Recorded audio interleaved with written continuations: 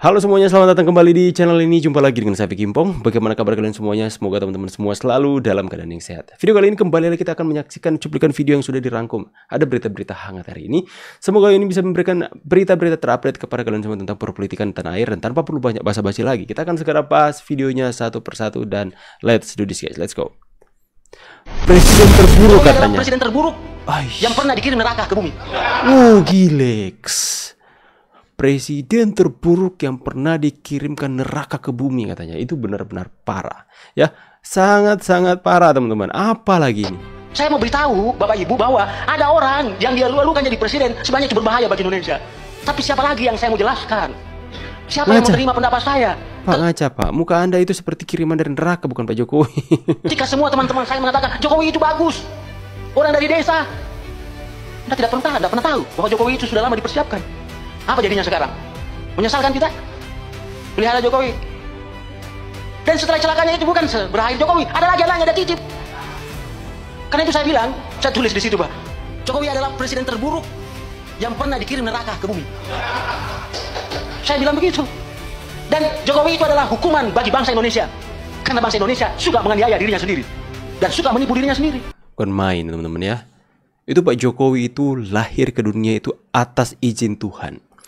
Pak Jokowi ketika lahir ke dunia itu adalah anugerah terindah bagi orang tua Pak Jokowi. Karena sudah diberikan anugerah seorang anak seperti Jokowi yang dimana tanpa mereka sadari akan menjadi pemimpin besar di tanah air. Pak Jokowi hidup di dunia ini, saya percaya itu karena Tuhan sudah menentukan beliau untuk jadi pemimpin. Tapi di satu sisi yang lain ada seorang bapak-bapak yang merasa dirinya punya segalanya, yang merasa dirinya itu mengerti akan alam surga dan neraka, mengatakan bahwa Jokowi adalah seorang pemimpin atau presiden terburuk yang dikirim neraka ke bumi. Bukan main teman-teman ya. Sadis ya. Orang-orang seperti mereka, apakah kalian akan percaya mulut kotor mereka ini teman-teman? Ya. Menyebut Presiden ke-7 Republik Indonesia Joko Widodo sebagai presiden terburuk yang pernah dikirim neraka ke bumi. Ini terlalu sering nonton Hellboy, teman-teman. Ya. Terlalu sering nonton film fiksi. Nonton film-film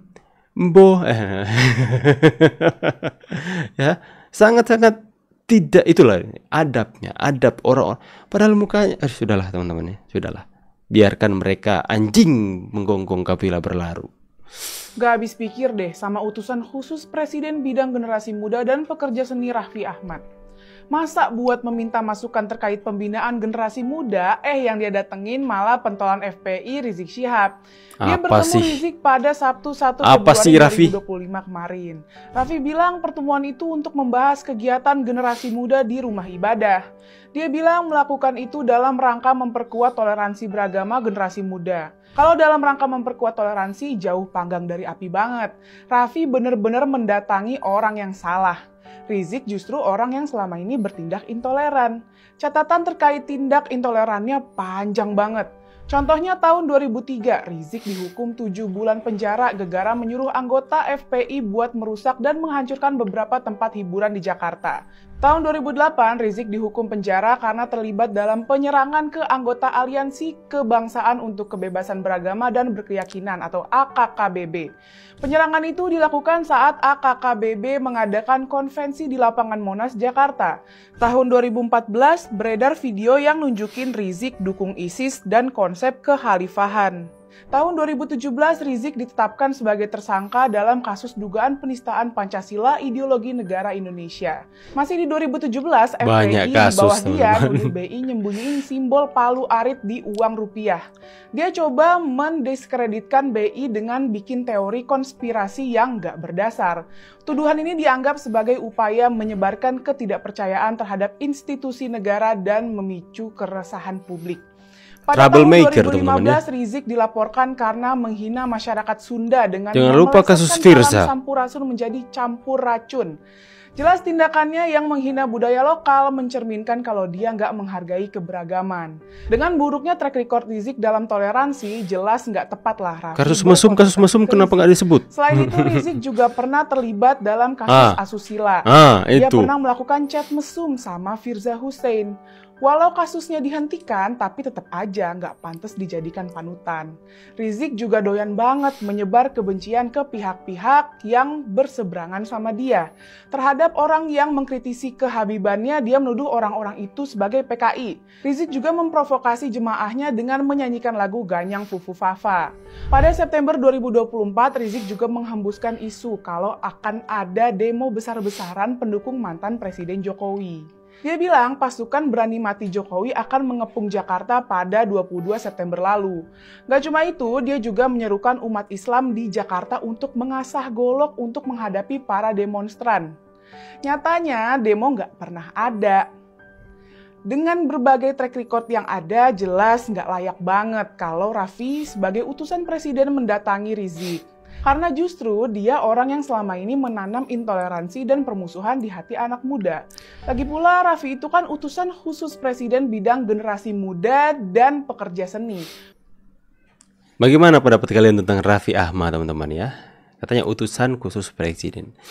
Tapi dari sini saya mau lihat dari sisi yang lain ya. Memang kalau dalam melihat hal ini, dalam kacamata publik, mungkin publik akan segera mengambil kesimpulan bahwa Raffi Ahmad, kamu ngapain sih?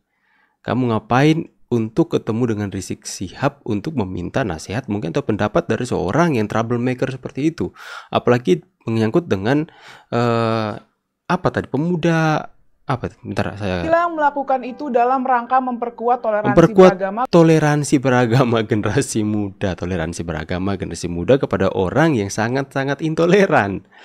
Tapi di sini saya mau melihat dari kacamata yang lain, dari sudut pandang yang lain, yang dimana mungkin saja ya dengan pendekatan dari pemerintah kepada Rizik Syihab ya, yang adalah orang yang selama ini itu memprovokasi masyarakat, menyebarkan konspirasi. Mungkin dengan pendekatan seperti ini, dengan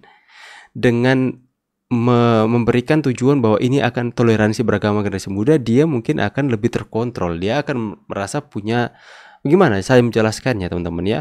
Ya mungkin ini adalah pendekatan yang halus dari pemerintah atau dari Pak Prabowo untuk mengutus Raffi Ahmad untuk membuat sadar mungkin di situ. Apakah orang ini bisa sadar? Tapi di satu sisi lain saya berpikir, apakah orang ini bisa sadar? Tapi mungkin ini pendekatan yang lain. Dengan pendekatan Raffi Ahmad dengan membawa sebuah proposal atau konsep toleransi beragama generasi muda, mungkin Rizik Syihab ini akan merasa bahwa wah, saya harus memberikan contoh ini dalam hal toleransi kalau saya sudah dipanggil pemerintah kalau begini. Tapi jadi pertanyaan saya, apakah orang ini bisa berubah? Woi Prabowo, ya kalau kamu ingin dicintai rakyat, sabar Pak.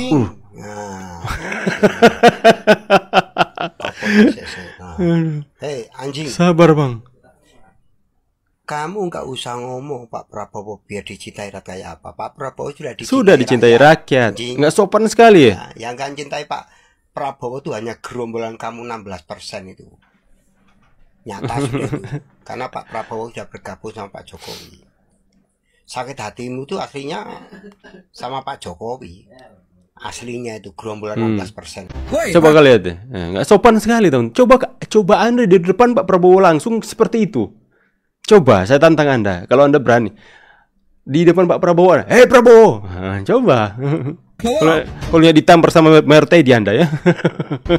Ya, kalau kamu ingin dicintai rakyat, awas, ada abangnya aku. Aduh, teman-teman ya, lucu ya orang-orang seperti ini ya, lucu sekali teman-teman. Hanya berani di depan kamera. Coba Anda di depan Pak Prabowo, di depan presiden lain, Anda bentak seperti itu. Aduh, teman-teman, ya seperti itulah kejadian-kejadian terjadi dalam perpolitikan hari ini. Bagaimana pendapat kalian semua? Ya, bagaimana tanggapan kalian apalagi soal Raffi Ahmad tadi? Ya, apa-apaan sih Raffi? Apa sebenarnya? Coba Saya mencoba melihat dari sudut pandang yang berbeda, tapi kok susah untuk diterima dengan logika saya. Bagaimana teman-teman pendapat kalian semua? Saya pamit dulu. See you on the next video and God bless. Bye guys.